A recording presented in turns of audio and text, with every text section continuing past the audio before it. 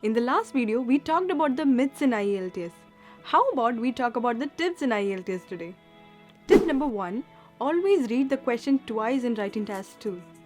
IELTS writing task 2 is an essay and the question can be framed in such a way that you might not get it in the first go itself. Therefore, read it twice so that you avoid mistakes. Tip number 2. Answer all questions in listening and reading modules. One of the biggest mistakes you can make is not answering all parts of the question.